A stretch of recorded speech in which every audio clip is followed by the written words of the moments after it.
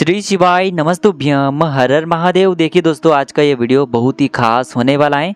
देखिए, हम सभी जानते हैं कि कल दिनांक 24 नवंबर को शुक्रवार के दिन कार्तिक मास के शुक्ल पक्ष की प्रदोष की बहुत ही पवित्र तिथि है।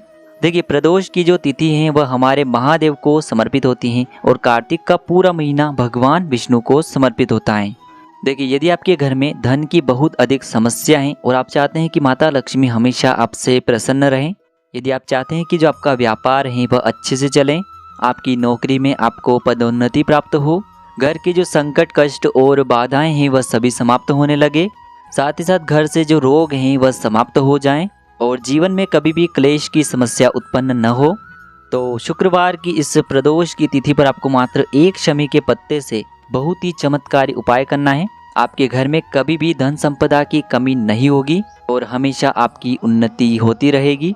देखिए, पूज्य गुरु जी की कथा के अनुसार ही इस उपाय को आपको बहुत ही विस्तार से समझाने का प्रयास करेंगे, लेकिन उससे पहले वीडियो को लाइक करें, चैनल को सब्सक्राइब करें और कमेंट में श्री शिवाय नमस्तुभ्यम या फिर ओम नमः शिवाय जरूर लिखें। देखिए दोस्तों, आज के इस पूरे वीडियो में हम 3 बहुत ही चमत्कारी उपायों के बारे में जानेंगे। तीनों ही उपाय आपके जीवन की समस्त परेशानियों को दूर करने वाले हैं। तो चलिए दोस्तों, जान लेते हैं पहले विशेष उपाय के बारे में। देखिए, पहला उपाय विशेषकर उन लोगों को करना चाहिए जिनसे माता लक्ष्मी प्रसन्न नहीं है। यदि आप चाहते हैं कि माता लक्ष्मी सदैव आपके घर में विराजमान रहें, हमेशा आपकी उन्नति होती रहे, आपके जीवन में जो कर्ज की स्थिति है वह समाप्त हो जाए, तो आपको इस प्रदोष की तिथि पर यह चमत्कारी उपाय करना है। देखिए, इस उपाय को करने के लिए आपको 2 शमी पत्र लेने होंगे। देखिए, प्रदोष की तिथि पर शमी पत्र से उपाय करने से बहुत ही सर्वोत्तम सिद्ध होता है। तो आपको इस प्रकार से 2 शमी पत्र ले लेने हैं। इसी के साथ में आपको एक दीपक लेना होगा। देखिए, दीपक आप मिट्टी का भी ले सकते हैं और शुद्ध आटा मढ़कर उसका दीपक भी आप तैयार कर सकते हैं। दीपक के अंदर आपको गोल रुई की बाती का प्रयोग करना है और दीपक के अंदर आपको शुद्ध घी का प्रयोग करना है। देखिए, कार्तिक के कुछ ही दिन शेष रह चुके हैं, तो आपको दीपक का दान कार्तिक के महीने में अवश्य ही करना चाहिए। तो इस प्रकार से आपको दीपक लेना होगा गोल बाती का, और इसी के साथ में आपको थोड़ा सा लाल चंदन लेना होगा। देखिए, गुरुजी ने एक विशेष जानकारी दी है कि इस उपाय के लिए आपको केवल और केवल लाल चंदन ही लेना होगा, आप पीला चंदन नहीं ले सकते हैं। और इसी के साथ में आपको मात्र थोड़ा सा शुद्ध घी भी लेना होगा, और इसी के साथ में आपको मात्र 1 लोटा शुद्ध जल ले लेना होगा तांबे के पात्र के अंदर। जल आपको अपने घर से ही लेना होगा, इस बात का आपको विशेष ध्यान रखना है। अब दोस्तों, इन सभी सामग्रियों को लेकर के सीधे आपको पहुंच जाना होगा भगवान शिव के मंदिर में। देखिए, इस बार की जो प्रदोष की तिथि है वह शुक्रवार के दिन पड़ रही है और शुक्रवार का दिन माता लक्ष्मी को समर्पित होता है, तो आपको यह उपाय अवश्य करना चाहिए।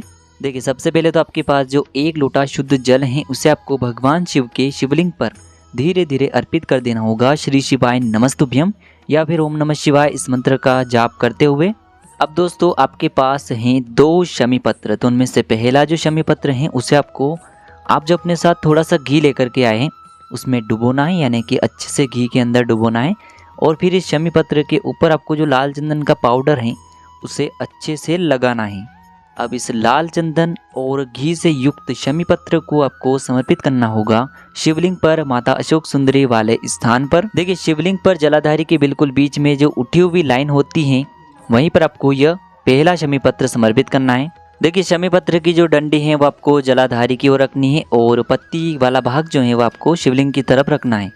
अब दोस्तों, आपके पास अभी भी एक शमी पत्र और बची हुई है, तो उसे भी आपको सबसे पहले तो घी के अंदर डुबोना है और उस पर भी आपको लाल चंदन लगा करके दूसरी जो शमी पत्र है इसे आपको भगवान शिव के शिवलिंग पर अर्पित कर देनी है। शिवलिंग पर आपको ये शमी पत्र इस प्रकार से समर्पित करनी है कि इसकी डंडी जो है वह जलाधारी की ओर रहेगी। अब दोस्तों, दोनों शमी पत्र को इस प्रकार से समर्पित करने के बाद आपको अपनी जो हथेली है वो आपको जलाधारी के अंतिम कोने पर रखनी है और आपको अपना नाम और गोत्र बोल देनी है, और आपको महादेव से कामना करनी है कि हमारे घर में हमेशा सुख शांति बनी रहे, धन संपदा की हमारे घर में कभी भी कमी न हो, माता लक्ष्मी सदैव हमसे प्रसन्न रहें। बस इतनी सी कामना करते हुए सीधे आपको अपने घर पर आ जाना है। पूज्य गुरुजी ने कहा है कि जो भी व्यक्ति कार्तिक मास की प्रदोष की तिथि पर इस उपाय को कर लेता है इस प्रकार से, उस व्यक्ति के जीवन में कभी भी धन संपदा की कमी नहीं होती है। दोस्तों, अंत में जो आप एक गोलबाती का दीपक लेकर के गए थे उसे आपको शिव मंदिर की जो चौखट होती है वहां पर प्रज्वलित कर देना है। अब दोस्तों, हम बात कर लेते हैं दूसरे चमत्कारी उपाय के बारे में। देखिए गुरुजी ने बताया कि जो भी व्यक्ति शुक्रवार की प्रदोष की तिथि पर इस उपाय को कर लेता है तो माता लक्ष्मी जो है भगवान विष्णु के साथ बैकुंठ में निवास करेगी, लेकिन उनका एक अंश जो है सदैव आपके घर में विराजमान रहेगा। तो माता लक्ष्मी को प्रसन्न करने के लिए, साथ ही साथ धन वैभव और संपदा को बढ़ाने के लिए आपको यह दूसरा चमत्कारी उपाय करना चाहिए। देखिए इस उपाय के लिए आपको लेना होगा एक स्टील के पात्र के अंदर शुद्ध जल। अब इसी स्टील के पात्र के अंदर आपको मात्र 2 चम्मच कच्चा दूध मिला देना होगा, यानी कि कच्चे दूध से युक्त आपको ये जल तैयार कर लेना है। अब दोस्तों इसी के साथ आपको दुर्वा घास लेनी होगी। दुर्वा घास आप 1 भी ले सकते हैं और 3 या फिर 5 भी ले सकते हैं। अब इस दुर्वा घास को भी आपको उसी पात्र के अंदर डाल देना है। अब इसी के साथ में आपको एक मिट्टी का दीपक लेना है। दीपक के अंदर आप गोलबाती का प्रयोग करेंगे, साथ ही साथ दीपक के अंदर आपको शुद्ध घी का प्रयोग करना है। इस प्रकार से आपको एक दीपक भी तैयार कर लेना है। इसी के साथ में आपको चावल के कुछ दाने लेना है, यानी कि आप 11 चावल के दाने भी ले सकते हैं। चावल के दाने कहीं से भी टूटे हुए खंडित नहीं होने चाहिए। इन्हीं चावल के दाने के अंदर आपको केसर डाल देना है, यानी कि केसर से युक्त आपको ये चावल तैयार कर लेने हैं। अब दोस्तों इन सभी सामग्रियों को लेकर के सबसे पहले तो आपको अपने घर का जो मंदिर होता है वहाँ पर पहुँच जाना है।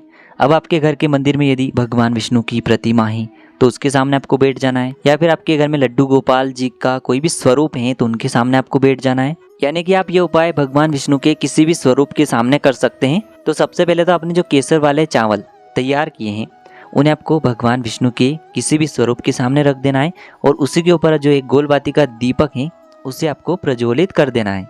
अब दोस्तों आपको आपके पास जो उस पात्र के अंदर दुर्वा घास है उस जल से भगवान विष्णु के ऊपर छिड़काव करना है इस जल का।